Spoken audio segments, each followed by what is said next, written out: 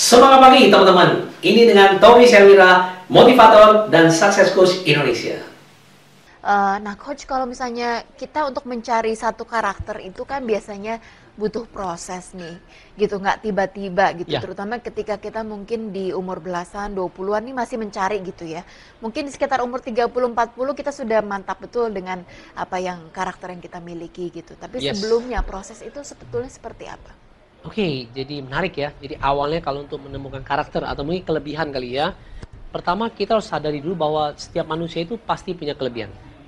Umumnya orang tidak bisa menyebutkan kelebihan dia karena dia merasa dirinya nggak lebih gitu. Artinya, ya saya cuma seperti ini. Ini jadi kita sebut tuh kayak mendemotivasi diri sendiri ya.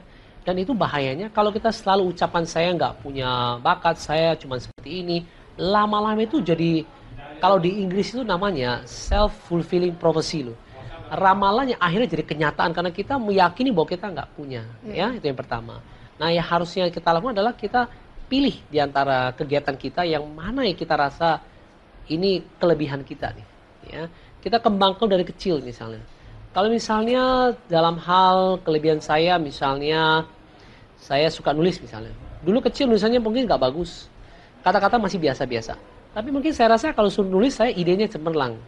Nah, kemudian jangan langsung bandingkan dengan yang udah nulis hebat, itu jangan. Kita latihan dulu tulis tuh. Lama-lama kan udah bisa nih. Setelah bisa kita mungkin berguru sama yang jago nulis, kita lihat tulisan orang, kita mulai kombinasikan pakai gaya kita. Jadi kelebihan tadi yang kecil, lama-lama jadi besar. Ya, nah kemudian ditanya, bagaimana saya bisa tahu kalau itu punya saya? Ya. Oke. Coba aja lakukan. Kita pilih beberapa. Yang paling suka itu yang mana satu? 1, 2, 3 deh, kita tes aja. Mana yang paling ini? Karena nanti ujungnya yang akan keluar adalah kita sebut yang punya passion.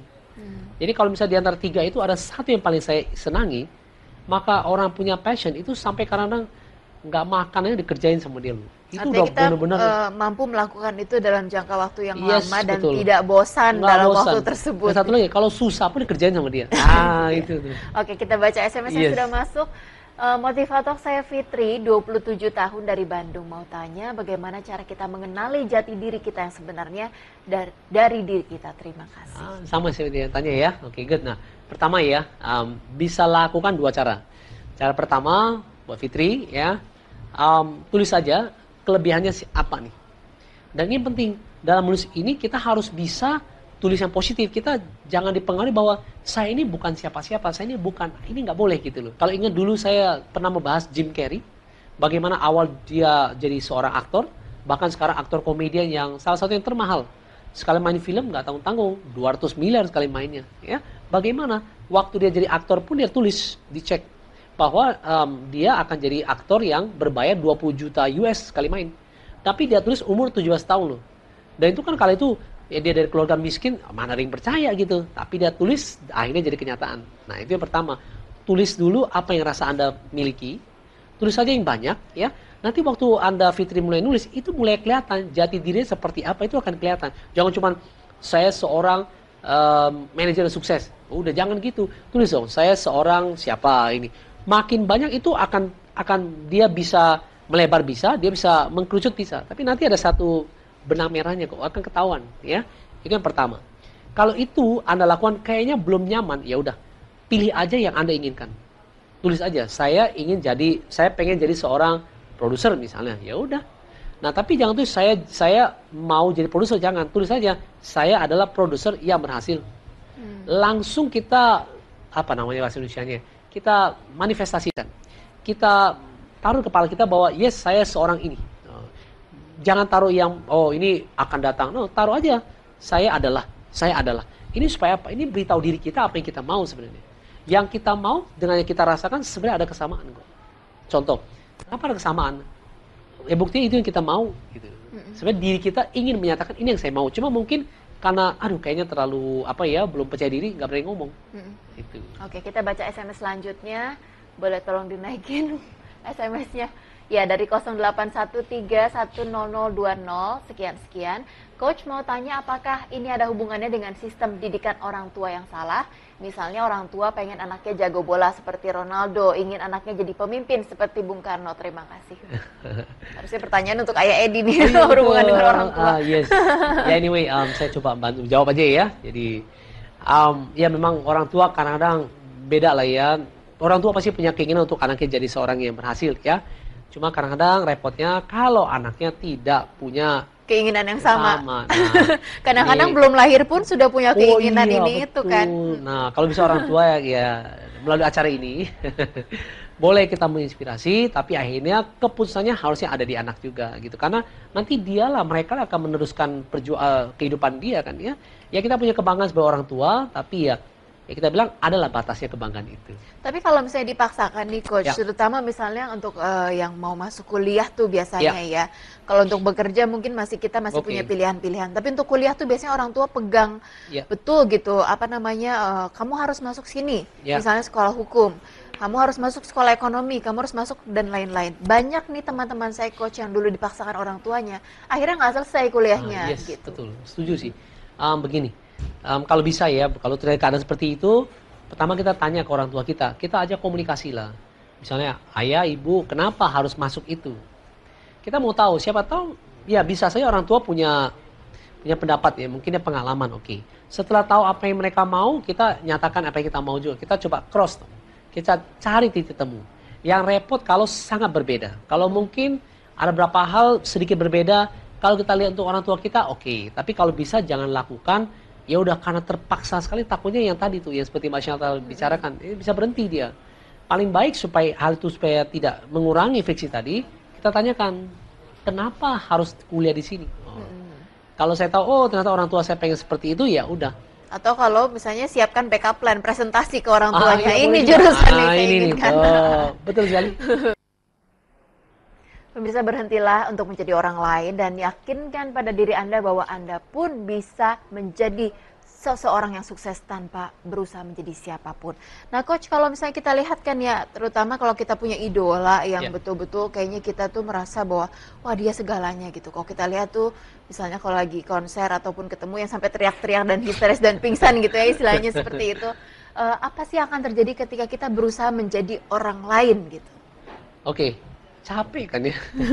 Jadi dia ganti model apa, kita ikut. Model apa, kita ikut. Lama-lama kan jadi nggak nyaman menurut saya ya. Apakah mengikuti idola kita gitu, mencontoh betul-betul atau mencontek justru Ya. idola kita atau role model kita, apakah Ya. memang akan jadi garansi kita akan sukses seperti mereka? Gini, kalau kita memodel, kita mencontek ya, istilah kami itu memodel itu artinya kita belajar dari orang yang berhasil sebenarnya. Jadi kita memodel itu misalnya saya suka dengan satu figur, saya baca biografi dia, akhirnya saya terpengaruh dengan pola berpikirnya dia ya. Jadi ini sebenarnya tergantung siapa yang kita pilih sebenarnya. Kalau kita pilih figur yang ekstrim, bisa ekstrim kita sebenarnya ya. Tapi kalau figur yang kita yang positif kita ambil nggak masalah. Tapi biarpun demikian, tetap kita ada jati diri yang berbeda dengan orang itu. Mau gimana kita sangat mengidolakan pun pasti ada yang berbeda. Cuman mungkin perbedaan itu nggak begitu jelas karena kita udah sangat mendominasi orang itu. Ya, tapi kalau kita ikutin dia, ini kita robah, lama-lama itu jadi saya nggak tahu, menurut saya sih capek akhirnya. Dan kita akhirnya ya nggak jadi sesuatu gitu ya. Ada baiknya kita idolakan dia, tapi kita coba masukkan ke diri kita kalau bisa kita improvisasi. Nah kan jadi kita yang seperti dia tapi ada bedanya gitu. Kita baca SMS dulu Iya. ya coach yang sudah masuk. Coba kita baca SMS-nya dari belum. Oke, kita tunggu dulu. Masih dicari dulu SMS-nya. Coach, kalau begitu kita kan ingin jadi yang terbaik dari diri kita sendiri. Yes. Caranya bagaimana? Ya, pertama ya untuk jadi gini buat pemirsa semua, pertama kita harus go for excellence. Go for kita fokus di excellence kita. Jadi kalau misalnya saya punya satu bakat ini, saya harus jadiin ya. Jadi misalnya saya orangnya pintar bergaul, saya orangnya pintar ini, saya betul-betul saya jadiin. Saya go fokus pada kelebihan saya. Itu yang pertama, ya. Kelebihan tadi ya yang kita memang merasa ini memang saya punya gitu. Gak usah seperti aduh harus jadi hebat baru ada gitu, jangan gitu. Pilih satu, kita fokus pada kelebihan kita go for excellence di sana. Jadi ada yang bagus ini kelebihan saya di sini benar-benar saya jadiin. Jadi bukan ya udah coba-coba gagal batal itu, jangan. Betul-betul saya kuatkan kondisi. Fokus gitu ya. Fokus. Lama-lama kelebihan kita akan keluar makin maksimal di sana itu. Oke, kita baca SMS dari Neni di Surabaya, 18 tahun. Coach, saya sangat menggemari Agnes Monica dan ingin sekali menjadi seperti dia. Apakah mungkin saya ingin sukses seperti dia sampai-sampai saya mengikuti Les Dance? Bagaimana solusinya, Coach? Nah, ini contohnya. Contoh bagus nih. Kalau sukses, pasti Anda bisa, oke? Tapi suksesnya seperti apa? Apakah bisa seperti Agnes Monica? Nah, itu bukan tidak bisa, ya. Bisa, kecuali Anda punya sumber daya yang memang dimiliki sama dengan Agnes Monica, kemungkinan besar bisa sama. Oke, itu pertama. Nah, kemudian apakah bisa sukses? Bisa, oke. Misalnya tujuannya pengen seperti Agnes Monica, berarti bayangan saya Anda ingin jadi penyanyi, ingin dancer sekaligus kan? Oke. Kalau mengidolakan Agnes Monica, it's very good ya. Itu kan one of the best ya. Ya udah coba Anda les aja, dan seperti apa Anda gerakan, lihat feel-nya seperti apa. Benar-benar nggak pengen jadi seperti dia ya. Tapi bayangan saya adalah ini kan sama seperti Jackie Chan berusaha meniru Bruce Lee sebenarnya. Akhirnya nggak jadi Bruce Lee juga dia jadi Jackie Chan juga. Nah, saran saya kalau mau niru Agnes Monica, niru kalau saya tahu betul Agnes Monica. Dulu waktu saya jadi motivator Indonesian Idol suka ketemu, satu kita tiru yang positif dari dia. Satu, orangnya kalau dia lagi dance ataupun lagi nyanyi itu sangat all out, latihan saja all out. Nah, itu boleh ditiru tuh. Yang begitu-begitu kita ambil ya. Kalau dia nyanyi itu benar-benar maksimal, itu kita tiru. Oke? Nanti akhirnya saya yakin suara, feeling saya pasti berbeda kali ya. Suara pasti berbeda. Tapi mungkin orang bisa lihat ini gayanya mirip ini. Tapi kalau Anda terus lakukan, lama-lama karakter Anda pasti kelihatan. Karena kan Anda mengambil spirit semangatnya dia, dance-nya dia, ini. Bisa aja ada berapa kesamaan. Tapi kalau Anda udah sangat kuat di core Anda, itu pasti akan kelihatan perbedaan. Spiritnya bisa sama, stylenya bisa ada kemiripan, tapi akhirnya Anda juga yang diingat, mereka ingatlah. Jadi oleh karena itu, setelah Anda menguasai itu, cari sesuatu yang berbeda. Yang memang bagus milik Anda kembangkan. Oke, jadi tetap fokus untuk mencari keunikan. Yes. Boleh belajar Agnes Monica, sendiri, ya? Tapi akhirnya Anda harus kembangkan diri. Kalau enggak selamanya kan jadi mirip Agnes Monica. Nggak mau dong, harusnya jadi Nelly yang sukses, penyanyi dan juga dancer yang top gitu. Iya, jadi kita ambil aja kalau Agnes Monica nyanyi lagu yang luar biasa, yang susah-susah tinggi-tinggi. Oke, mungkin Anda nggak kuat yang tinggi-tinggi. Mungkin Anda fokus yang ini khas sekali. Suara Anda itu, suara ini mungkin sangat antik, sangat unik di situ. Nah, dikembangkan pakai style Agnes Monica kan boleh. Orangnya semangat, orangnya luar biasa. Nah, yang itu kita ambil. Oke, jadi bukan Agnes Monica-nya, tapi Andanya yang peduli sebenarnya. Jadi bukan karakter dari artis yang kita idolakan, tapi profesionalisme ataupun value-nya yang positif-positif itu diambil. Ya, itu boleh, itu malah saya menganjurkan, itu kami menamakannya memodel kesuksesan. Tapi bukan orangnya, bukan itu yang orangnya, paling penting. Gitu. Di Bidang Raganet, kami selalu percaya bahwa setiap orang pasti bisa memiliki tubuh yang ideal dan sehat. Dengan subscribe, like, dan share video ini, Anda turut membantu membangun Indonesia sehat dan kuat. Salam Jelas Fitness, saya JP.